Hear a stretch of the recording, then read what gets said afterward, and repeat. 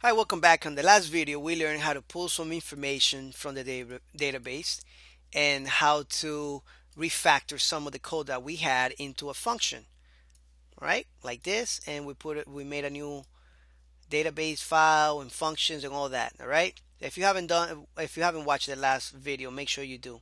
But anyway, on this one here, we're going to continue and we are going to be making the query so that way we go to the database and update this field and this field relating to whatever ID we have on the database. So for example, if I click on ID number one and I put a username here and a password, that will update ID number one here, which in this case would be my name.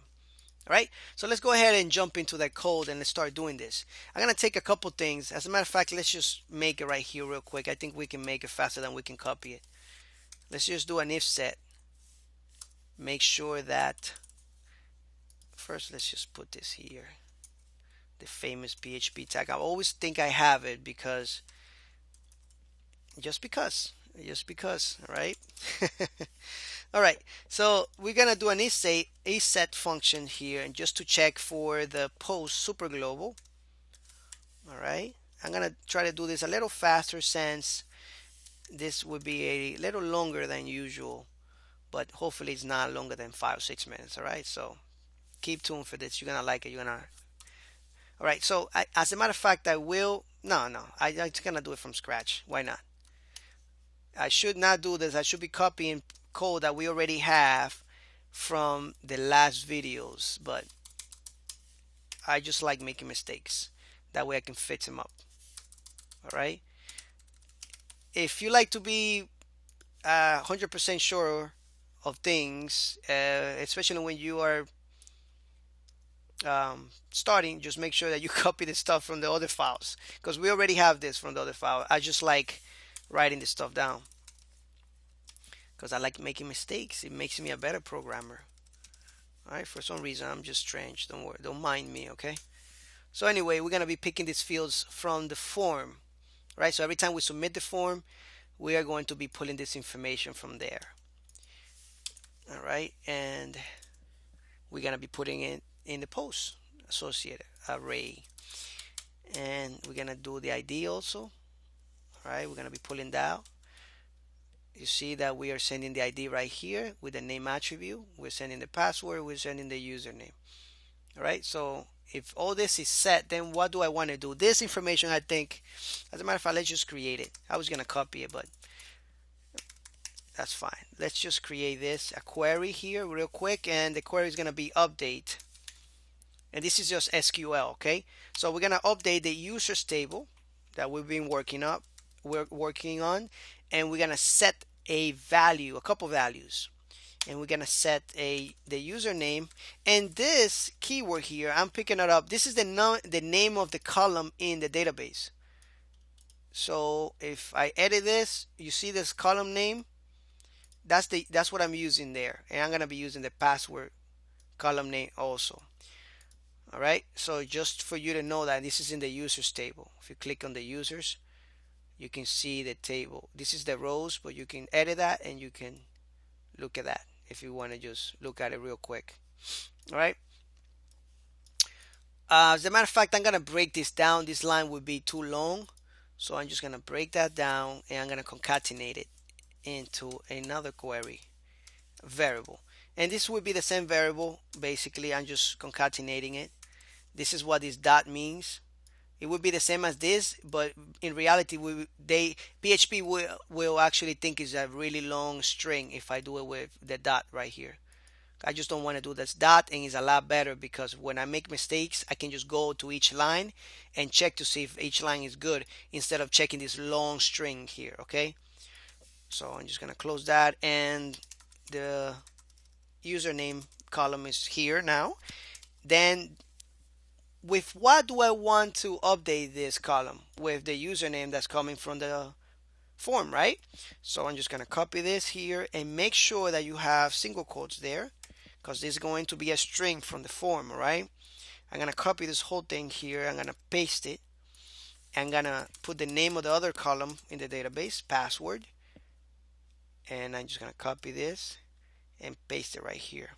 All right. Now, when I have the data right in front of me, I don't mind pasting. All right.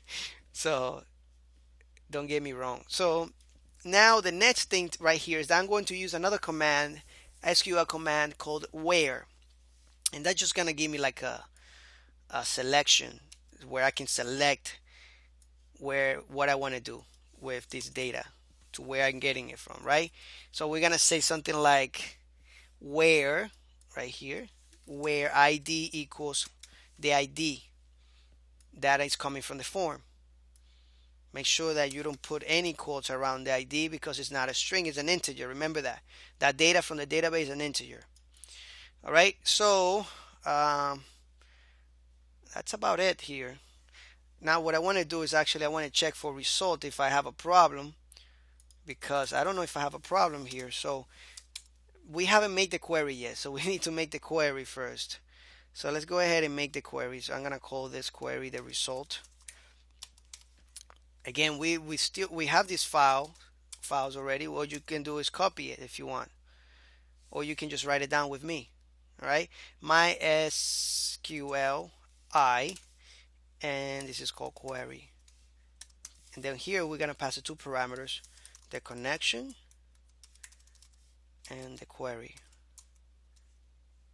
Again, this way, the way I'm doing it is prone to, for any programmer to make mistakes, because I'm writing everything down from scratch and you can just copy it here. All right, this stuff is already here. You got the query and you got the result.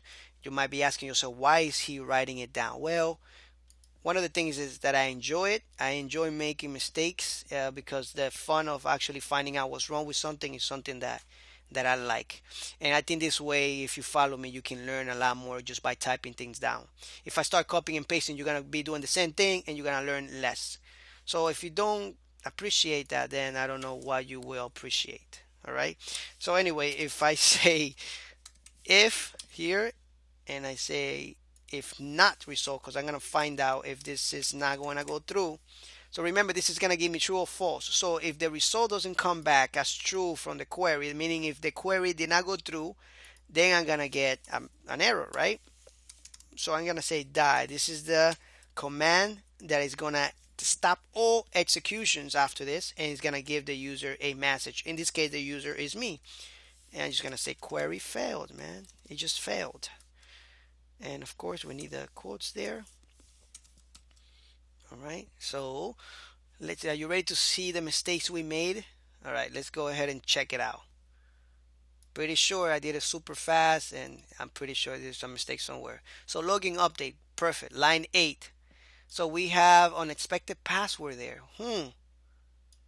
In line 8 in the login page.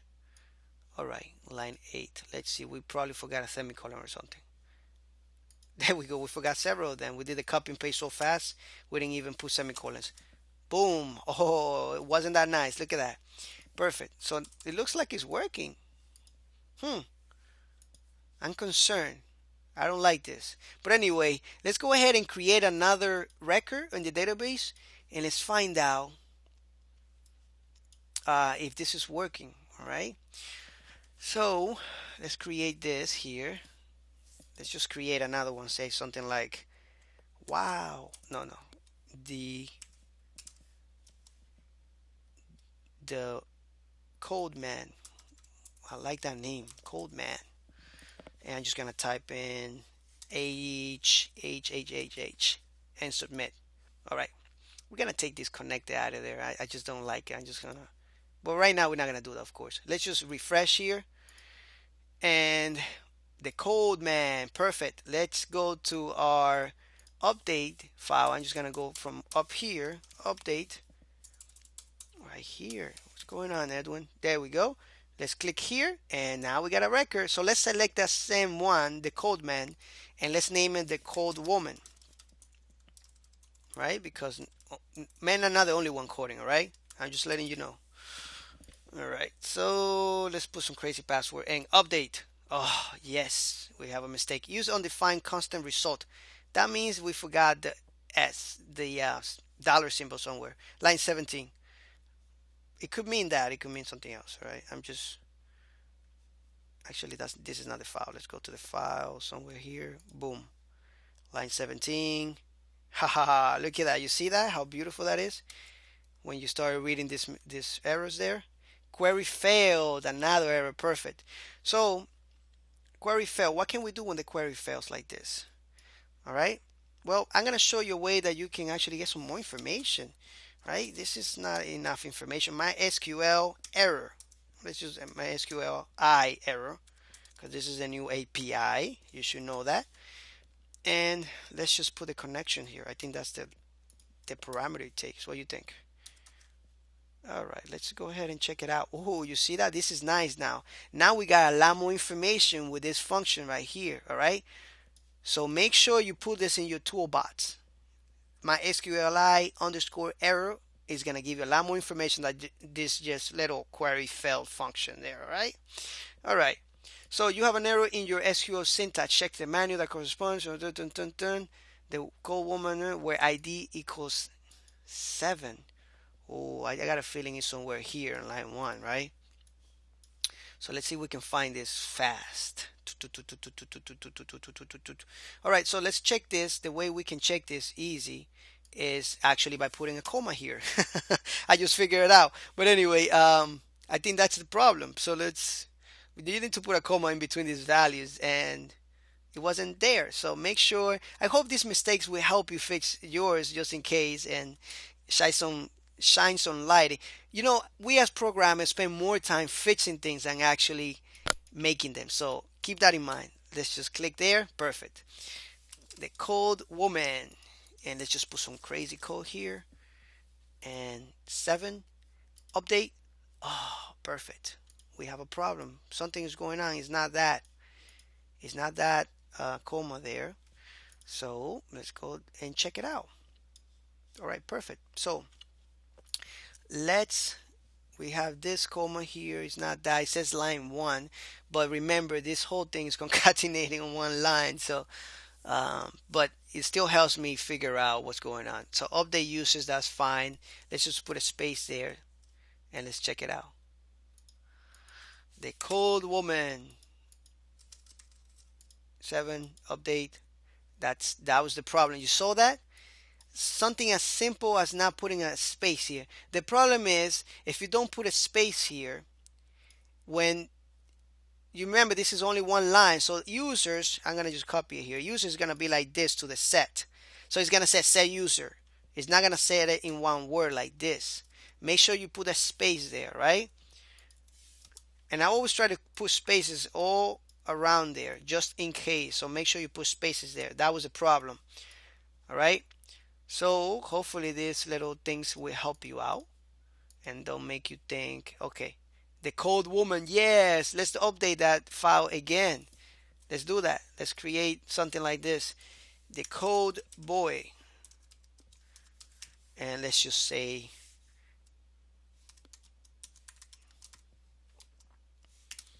all right, you don't know what I said, but you're going to see it now. Update. Perfect. And refresh. Haha, the code boy. Look what it says here. Hey, student, yes. It's working. We finally made this work, all right? Now, this video got kind of long. On the next lecture, I'm going to show you how to delete all this data from here, right? So hopefully you learn a lot on this one. Thank you, and I'll see you in the next lecture.